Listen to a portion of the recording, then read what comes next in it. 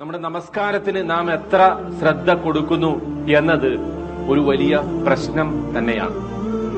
നബി സല്ലല്ലാഹു അലൈഹി വസല്ലം പറഞ്ഞു, ചില ആളുകൾ നമസ്കരിച്ചാൽ അവർക്ക് നമസ്കാരത്തിന്റെ 1/4 ഉണ്ടാവുക, ചില ആളുകൾക്ക് അതിന്റെ 1/3 ഉണ്ടാവുക, ചിലർക്ക് പകുതിയേ ഉണ്ടാവുള്ളൂ, ചില ആളുകൾക്ക് ഒട്ടും ഉണ്ടാവില്ല.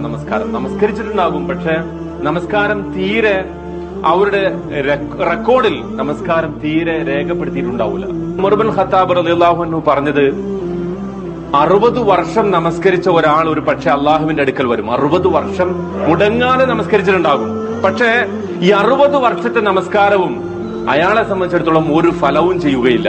നബി സല്ലല്ലാഹു അലൈഹി വസല്ലം അതിനെക്കുറിച്ച് താക്കീത് ചെയ്തത്, ആ നമസ്കാരമൊക്കെ അവന്റെ മുഖത്തേക്ക് വലിച്ചെറിയും. നമസ്കാരത്തെക്കുറിച്ചാണ് ആദ്യം ചോദ്യം ചെയ്യപ്പെടുക പരലോകത്ത്. മഹ്ശറിൽ അള്ളാഹു ആളുകളെ വിചാരണക്കെടുക്കുമ്പോ ആദ്യം വിചാരണക്കെടുക്കുക നമസ്കാരമാണ്. നമസ്കാരം ശരിയായാൽ പിന്നെ ബാക്കി കർമ്മങ്ങൾക്കൊക്കെ ഫലം ഉണ്ടാവും. നോമ്പ്, സകാത്ത്, ഹജ്ജ്, നമ്മുടെ പെരുമാറ്റ മര്യാദകൾ, നമ്മുടെ അയൽപക്ക ബന്ധങ്ങൾ, നമ്മുടെ സദക്കകൾ, ഇതിനൊക്കെ ഫലം കിട്ടണമെങ്കിൽ, ഇതൊക്കെ തൂക്കി നോക്കപ്പെടണമെങ്കിൽ നമസ്കാരം ശരിയാവണം. 5 വിഭാഗങ്ങളാണ് നമസ്കാരത്തെ കുറിച്ച് ഉണ്ടാവുക. അതിൽ ആദ്യത്തെ വിഭാഗം എന്ന് പറഞ്ഞാല് നമസ്കാരത്തെ കുറിച്ച് തീരെ അവർക്കൊരു പരിഗണന ഉണ്ടാവില്ല. അവര് അതിന്റെ സമയം തീരെ ശ്രദ്ധിക്കൂല, തോന്നുമ്പോഴൊക്കെ നമസ്കരിക്കും. അവർക്കാണ് അള്ളാഹു പറഞ്ഞത് ഫവൈലുൽ ലിൽ മുസല്ലീൻ. അവർ നമസ്കരിക്കും, പക്ഷെ ആ നമസ്കാരത്തിന് തന്നെ അവർക്ക് എന്തുണ്ട്? ശിക്ഷയുണ്ട്. നമസ്കരിച്ചിട്ടും ശിക്ഷ ലഭിക്കുന്ന വിഭാഗമാണ് ഒന്നാമത്തെ ആളുകൾ. കാരണം അതിന്റെ സമയത്തെക്കുറിച്ച് പരിഗണനയില്ല, അതിന്റെ റുക്നുകളെ കുറിച്ച് പരിഗണനയില്ല, അതിന്റെ ഷർത്തായിട്ടുള്ള വുളു കൃത്യമായി ചെയ്യൂല, ഇതൊക്കെ പാഴാക്കും. പിന്നെ നമസ്കാരത്തിൽ തീരെ ഖുശൂ ഉണ്ടാവില്ല, തീരെ മനസാന്നിധ്യം ഉണ്ടാവില്ല. നമസ്കരിക്കാൻ നിൽക്കുന്നുണ്ടാവുള്ളൂ, അതിന്റെ ഒരു ഘടനയൊക്കെ അവർ ചെയ്യും, പക്ഷെ പൂർണ്ണമായും അതിൽ അശ്രദ്ധരായിരിക്കും.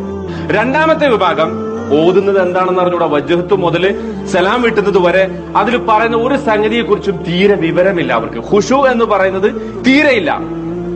അവരെ കുറിച്ച് പറഞ്ഞത് അവരുടെ നമസ്കാരം അവരുടെ മുഖത്തേക്ക് തന്നെ വലിച്ചെറിയും. നമസ്കാരം കൊണ്ട് ശിക്ഷ ഉണ്ടാവില്ല, മറിച്ച് അവരുടെ നമസ്കാരം തീരെ സ്വീകരിക്കപ്പെടൂല.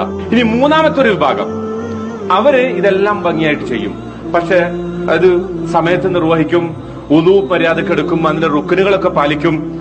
പിന്നെ ഖുശൂവിന്റെ വിഷയത്തിൽ ഇവരൊരു യുദ്ധത്തിലായിരിക്കും. എന്ന് പറഞ്ഞാൽ കൈ കെട്ടുമ്പോ നല്ല ഓർമ്മ ഉണ്ടാവും, അവർക്ക് നന്നായിട്ട് നമസ്കരിക്കണം എന്നൊക്കെ വിചാരം ഉണ്ടാവും. പക്ഷെ കുറച്ചങ്ങ് എത്തിക്കഴിയുമ്പോ എന്ത് പറ്റും? ശ്രദ്ധ വിട്ടുപോകും. സുജൂദിലെത്തുമ്പോഴാണ് ഓർമ്മ വരാം, അപ്പൊ വേഗം തിരിച്ചു വരും. അവരൊരു ജിഹാദിലാണ്. അവരെ സംബന്ധിച്ച് പറഞ്ഞത്, അവർ അധിക സമയവും ഓർക്കും, പക്ഷെ പലപ്പോഴും അവർക്ക് എന്ത് ചെയ്യും? ശ്രദ്ധ തെറ്റിപ്പോവും. അങ്ങനെയുള്ള ആളുകളെ കുറിച്ച് അവർക്ക് 2 കൂലി ഉണ്ടെന്ന് പറഞ്ഞ. എന്തുകൊണ്ട്? ഒന്ന്, അവർ ഖുശൂവിന് വേണ്ടി ഖുശൂ നിർവഹിക്കുന്നു, അത് പാലിക്കുന്നു. നമസ്കാരത്തിൽ ഭയഭക്തി, അള്ളാഹുവിനെ കുറിച്ചുള്ള വണക്കം വഴക്കമൊക്കെ പാലിക്കുന്നു. രണ്ടാമത് അവർ ഒരു ജിഹാദിലാണ്, പിശാചുമായിട്ടുള്ള യുദ്ധത്തിലാണ്. കാരണം നബി സല്ലല്ലാഹു അലൈഹി വസല്ലം പറഞ്ഞു, നിങ്ങൾ നമസ്കരിക്കാൻ നിൽക്കുമ്പോ ഒരു പിശാചിന്, ഖൻസർ എന്ന് പറയുന്ന ഒരു പിശാചിനെ കുറിച്ചാണ്. ആ പിശാചിനെ അള്ളാഹു തന്നെ ആ അർത്ഥത്തിൽ ഒരു പിശാച് പ്രത്യേകമായിട്ട് നമസ്കാരത്തിൽ നമ്മളെ വഴിതെറ്റിക്കാൻ വരുന്നുണ്ട്. നമുക്കെല്ലാവർക്കും അത് ബോധ്യമുണ്ടാവും. നാലാമത്തെ വിഭാഗം, അവർ ഇതൊക്കെ പാലിക്കും, പരിപൂർണമായും ഖുശൂ ഉണ്ടാവും. എന്ന് പറഞ്ഞാൽ നമസ്കാരത്തിന്റെ സമയം കൃത്യമായി പാലിക്കും, വുളു കൃത്യമായി ചെയ്യും, അതിന്റെ റുക്നുകൾ നിർബന്ധമായും ചെയ്യും, നമസ്കാരത്തിൽ പൂർണ്ണമായ ഖുശൂ ഉണ്ടാവും. അവരെ കുറിച്ച് പറഞ്ഞത്, അവർ ഹബീബുർ റഹ്മാൻ, പരമകാരുണികനായ അള്ളാഹുവിന് ഏറ്റവും ഇഷ്ടപ്പെട്ട ആളുകളാണ് അവരെന്നാണ് പറഞ്ഞത്. അള്ളാഹുവിനെ കുറിച്ചുള്ള പൂർണ്ണമായ ബോധത്തോടു കൂടി ആദ്യം മുതൽ അവസാനം വരെ നമസ്കാരത്തിൽ തീരെ ഒരിക്കലും അശ്രദ്ധയില്ലാതെ പരിപൂർണമായ ശ്രദ്ധയോടുകൂടി നിൽക്കും. ഇനി 5ാമത്തെ വിഭാഗം, അവരാണ് ഏറ്റവും ടോപ്പ്, ഇതിന്റെ ജനത്തിലുള്ള ആളുകൾ, ഇതിന്റെ ഉച്ചകോടിയിൽ നിൽക്കുന്ന ആളുകൾ. അവരുടെ പ്രത്യേകത എന്താണെന്നറിയോ? അവർ നമസ്കരിക്കാൻ നിന്നാൽ അവരുടെ ഹൃദയം എടുത്തിട്ട് അവർ അള്ളാഹുവിന്റെ മുന്നിൽ അങ്ങോട്ട് വച്ചു കൊടുക്കും. എന്ന് പറഞ്ഞാൽ ഈ ലോകവുമായിട്ടുള്ള സകല ബന്ധവും അവർ മുറിച്ചു കളയും. അങ്ങനെ മുറിച്ചു കളയുന്നതോട് കൂടി നമസ്കാരത്തിന്റെ ഇടയിൽ എന്ത് ലോകത്ത് സംഭവിച്ചാലും അവരറിയൂല. ഇതാണ് 5ാമത്തെ വിഭാഗം. ജീവിതത്തിന്റെ ഏറ്റവും അടിസ്ഥാനമാണ് നമസ്കാരം. നമ്മളെ അള്ളാഹുവിന്റെ മുന്നിൽ നമ്മളെ രക്ഷപ്പെടുത്തുന്ന കർമ്മമാണ് നമസ്കാരം. എന്നല്ല, ജീവിതത്തിന്റെ സകല പ്രശ്നങ്ങളിൽ നിന്നും നമ്മളെ മോചിപ്പിക്കും. അള്ളാഹു പറയുന്നു, വസ്തഈനു ബിസ്സബ്രി വസ്സലാത്ത്, നിങ്ങൾ നമസ്കാരം കൊണ്ടും ക്ഷമ കൊണ്ടും അള്ളാഹുവിനോട് സഹായം തേടുക.